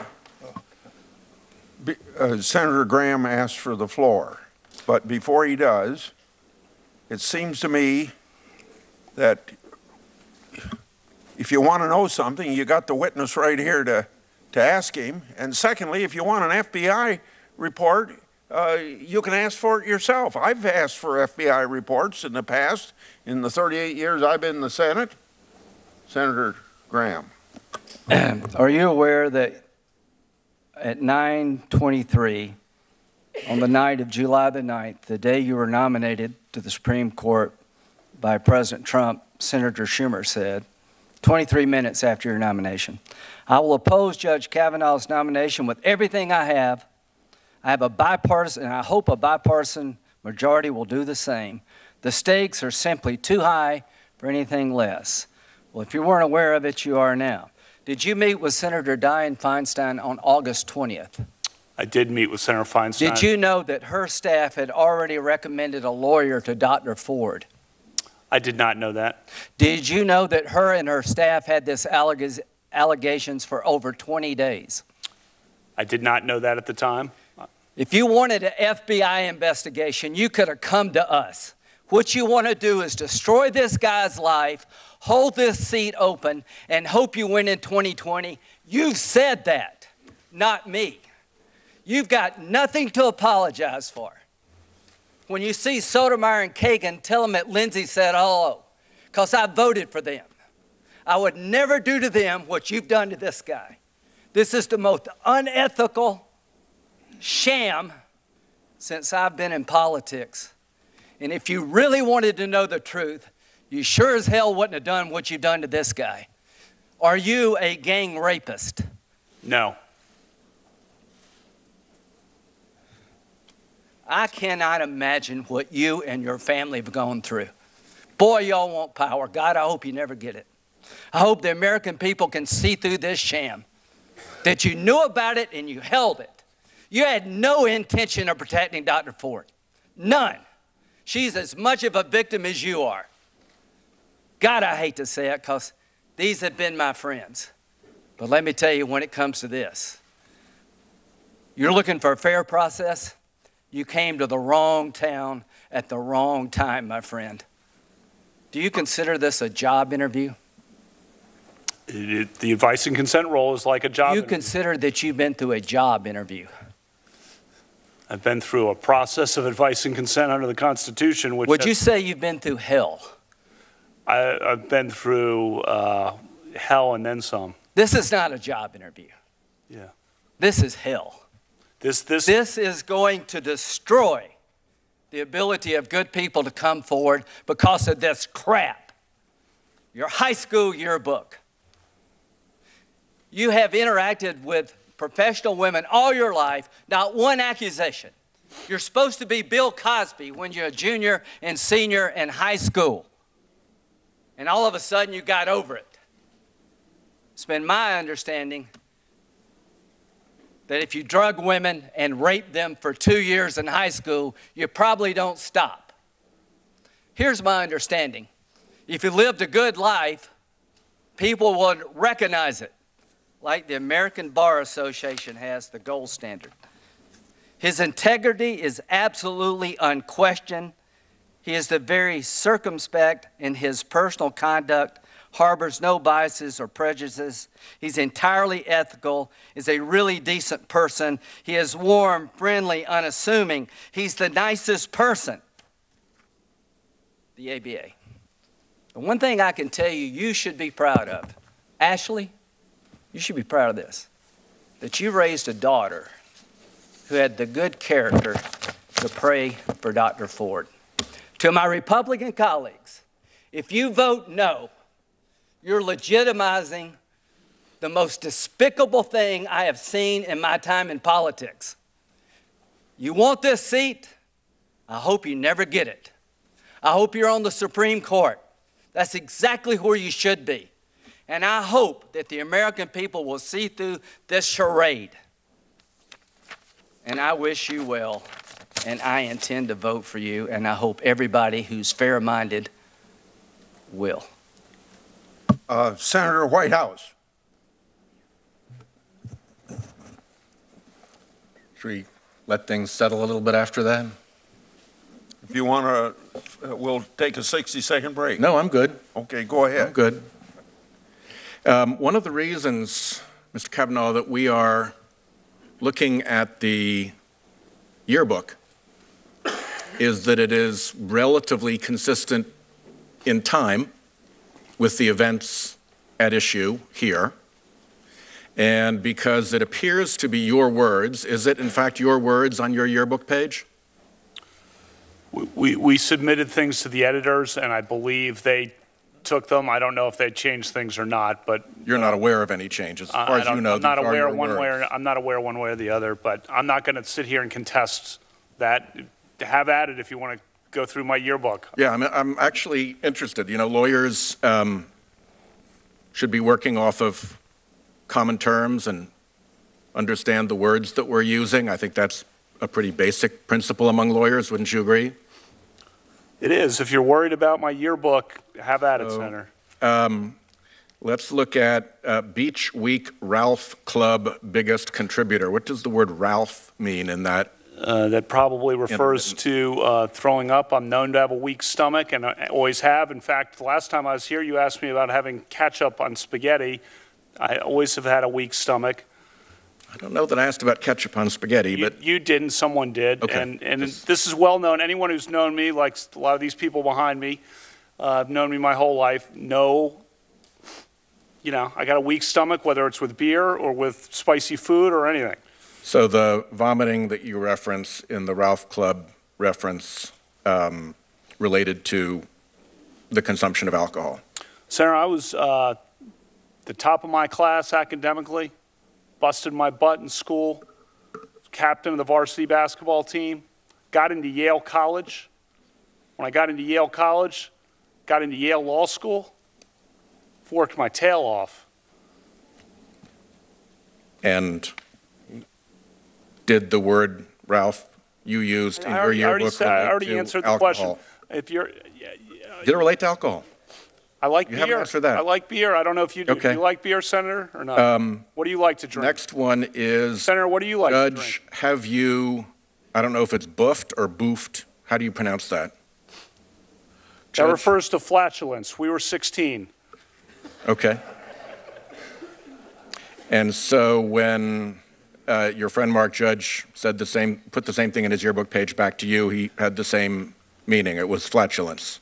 I don't know what he did, but that's my recollection. We want to talk about flatulence at age 16 on a yearbook page. I'm game. You mentioned, I think, the Renata, I don't know how you pronounce that. That's a proper name of an individual you know? Renata. Renata? It's spelled with an E at the end, R-E-N-A-T-E. Is that correct? Okay. And then after that is the word alumnius. What does the word alumnius mean in that context? I explained that in my opening statement. She was a great friend of ours. A bunch of us went to dances with her. She hung out with us as a group. The media circus that has been generated by this thought and reported that it referred to sex. It did not.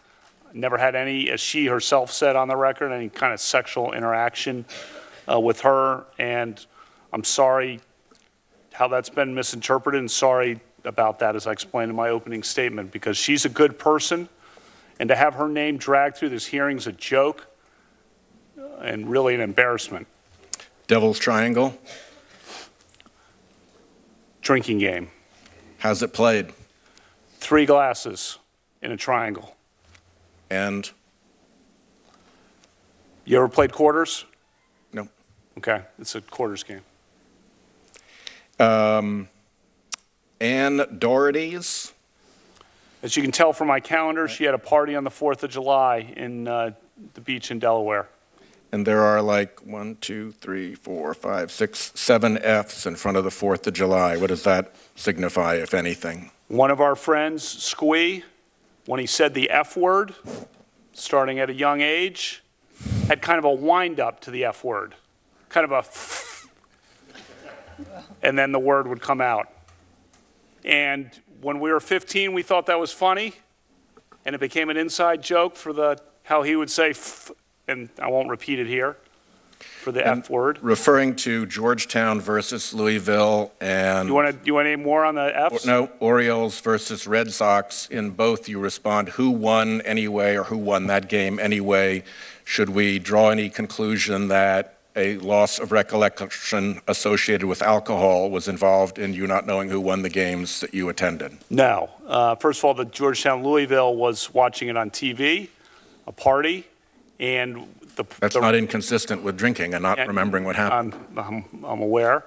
And the point of both was we, in essence, were having a party and didn't pay attention to the game, even though the game was the excuse we had for getting together. I think that's very common. I don't know if you've been to a Super Bowl party, for example, Senator, and not paid attention to the game and just hung out with your friends. I don't know if you've done that or not, but that's what we were referring to in those 2 occasions. Senator Cornyn. Judge, I can't think of a more embarrassing scandal for the United States Senate since the McCarthy hearings, when the comment was about the cruelty of the process toward the people involved. And the question was asked, have you no sense of decency? And I'm afraid we've lost that, at least for the time being. Do you understand you've been accused of multiple crimes? I'm painfully aware for my family and me to read about this. And breathless reporting. Of course, the sexual assault that Dr. Ford claims that you denied than the claims of Ms. Ramirez that not even the New York Times would report because they couldn't corroborate it. And then Stormy Daniels' lawyer released a bombshell accusing you of gang rape. All of those are crimes, are they not? They are, and I'm never going to get my reputation back. My life is totally and permanently altered. Well, Judge, don't give up. I'm not giving up. The American people are listening to this, and they will make their decision, and I think you'll come out on the right side of that decision. Well, I will always be a good person and try to be a good judge, whatever happens. But so this is not a job interview. You've been accused of a crime. If you have lied to the committee and the investigators, that is a crime in and of itself, correct? That is correct. So in order to vote against your nomination, we would have to conclude that you are a serial liar. Yeah. And you have exposed yourself to legal jeopardy in your interaction with this committee and the investigators. Isn't that correct? That's my understanding. You talked in your interview with Martha McCollum the other night about a fair process. Some of my colleagues across the aisle say, well, the burden is not on the accuser because this is a job interview. The burden is on you, but you said you weren't there and it didn't happen. It's impossible for you to prove a negative. So I would just suggest that you have been accused of a crime and that a fair process under the United States Constitution and our notion of fair play means that the people who make an accusation against you have to come forward with some evidence. Isn't that part of a fair process? Yes, sir, Senator. And part of that means that if you're going to make an allegation, there needs to be corroboration. In other words, you're not guilty because somebody makes an accusation against you in this country. We're not a police state. We don't give the government that kind of power. We insist that those charges be proven by competent evidence. And I know we're not in a court. I've told my colleagues if we were in court, half of them would be in contempt of court.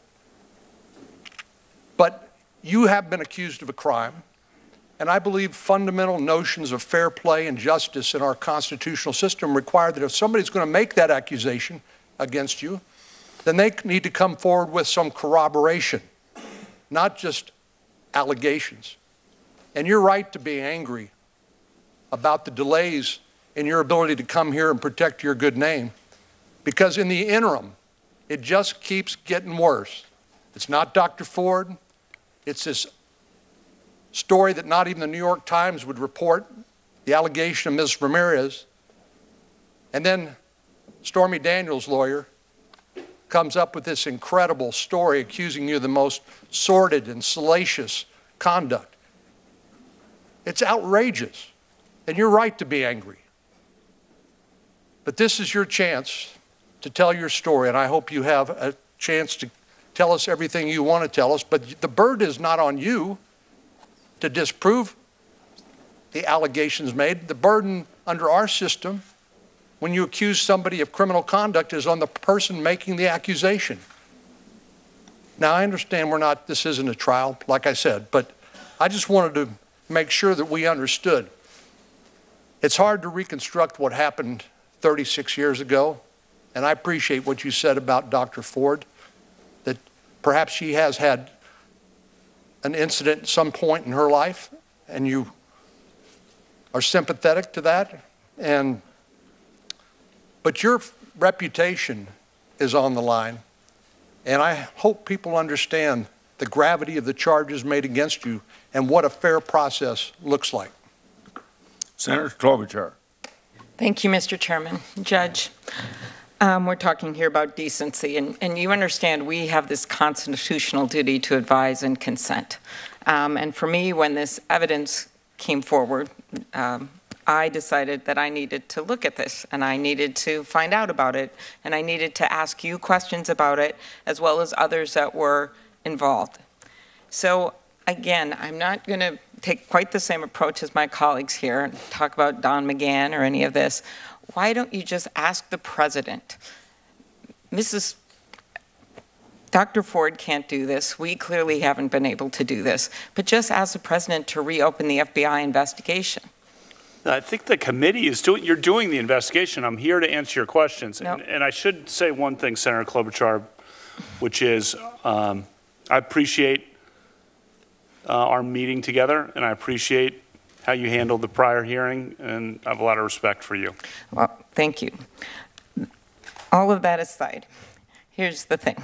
You could actually just get this open so that we can talk to these witnesses and the FBI can do it instead of us. And you've come before us, but we have people like Mark Judge, who Dr. Ford says was a witness to this. We have this polygraph expert that my colleagues were raising issues about the polygraph. We would like to have that person come before us.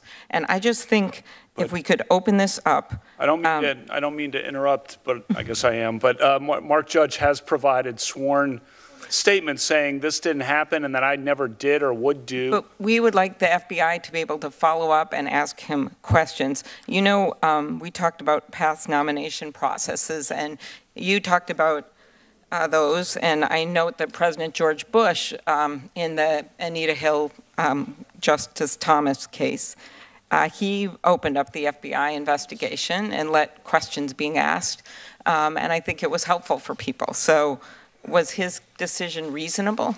I don't know the circumstances of that. What I know, Senators, the circumstances are that he opened up the investigation so the FBI could ask some questions. That's what he opened up the background check. I'm here to answer questions about my yearbook or about, you know, what I, okay, and my sports or, you know, summer league basketball. I'm not going to ask about the yearbook.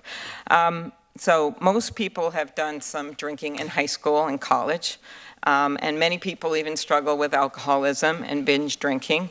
My own dad struggled with alcoholism most of his life, and he got in trouble for it, and there were consequences. He is still in AA at age 90, and he's sober. And in his words, he was pursued by grace, and that's how he got through this. So in your case, you have said here and other places that you never drank so much that you didn't remember what happened. But yet we have heard, not under oath, but we have heard your college roommate say that you did drink frequently. These are in news reports, that you would sometimes be belligerent. Another classmate said it's not credible for you to say you didn't have memory lapses. So drinking is one thing. I actually don't think that's the second quote's correct. On the first quote, if you wanted, I provided some material that's still redacted about the situation with the freshman year roommate. And I don't really want to repeat that in a public hearing, but just so you know, there were 3 people in a room, Dave White, Jamie Roach, and me, and it was a contentious situation where Jamie did not like Dave White at all, and I mean this. Okay. So Dave White came back from home one weekend, and Jamie Roach had moved all his furniture out into the courtyard. Okay. And so he walks in, and so that's your source on that. Okay. So there's some old. Drinking is one thing. And there's much more. Okay. Look at the redacted portion of what I said. I don't want to repeat that in a public hearing. I will. Could I just ask one more question? Redacted information about that. Okay. Drinking is one thing, but the concern is about truthfulness. And in your written testimony, you said sometimes you had too many drinks. Was there ever a time when you drank so much that you couldn't remember what happened or part of what happened the night before? No, I remember what happened, and I think you've probably had beers, Senator, and so you're saying there's never been a case where you drank so much that you didn't remember what happened the night before or part of what happened? You're asking about, blackout. I don't know. Have you? Could you answer the question, Judge? That's not happened. Is that your answer? Yeah, and I'm curious if you have. I have no drinking problem, Judge. Yeah, nor do I. Okay, thank you. Senator Hatch, since this FBI thing keeps coming up all the time, let's get back to basics. First of all, anybody, including any senator that's brought up this issue, could ask for an FBI investigation. What the FBI does is gather information for the White House, then the file's sent to the committee for us to make our own evaluations. We're capable of making our own determination about the accuracy of any of those allegations. The FBI has put out a statement over, now I suppose it's a month ago, clearly stating this matter is closed as far as the letter being sent to them, and there is no federal crime to investigate. If Senate Democrats hope for the FBI to draw any conclusions on this matter, I'm going to remind you what Joe Biden said. Now, I said this in my statement, but maybe people aren't listening when I say it. Maybe they won't even hear this. Joe Biden, quote, "The next person who refers to an FBI report as being worth anything obviously doesn't understand anything. The FBI explicitly does not in this or any other case reach a conclusion, period. They say, he said, she said, they said, period." So when people wave an FBI report before you or even bring it up now as something prospectively, that wasn't in his quote, understand they do not reach conclusions. They do not make recommendations. Senator Hack. Mr. Chairman. No, don't take a break. Mr. Chairman. Let me do this. May I say for the record that actually we have asked, you said that nobody's asked the FBI or we could ask the FBI. I actually have, I think others have, and I think that the issue is that part of what an FBI report does is to investigate and seek either corroborating or exculpatory evidence. It's not so much the conclusion that it draws as the breadth of the evidence that is sought out through the investigation and the difference between what somebody might say to an FBI agent when they're being examined and, for instance, Mr. Judge's letter signed by his lawyer sent in. It's just a different thing.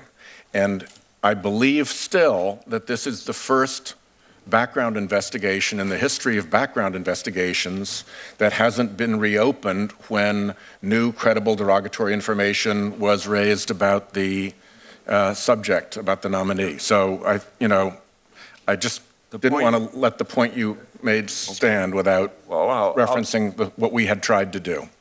Pardon me, but I'll just add to the point you made. The letter was sent to the FBI. The FBI sent it to the White House with a letter saying the case is closed. We're taking a break now. For Senator, we're taking a break now. 15-minute break.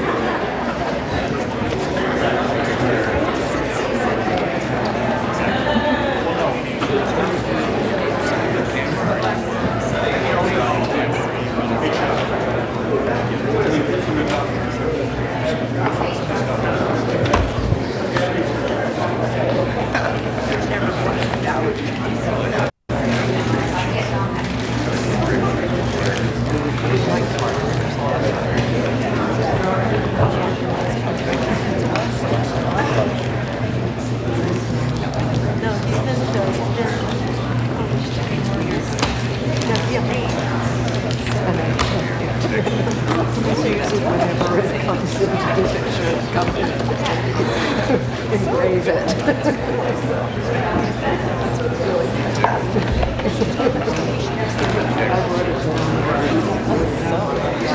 wrote it down.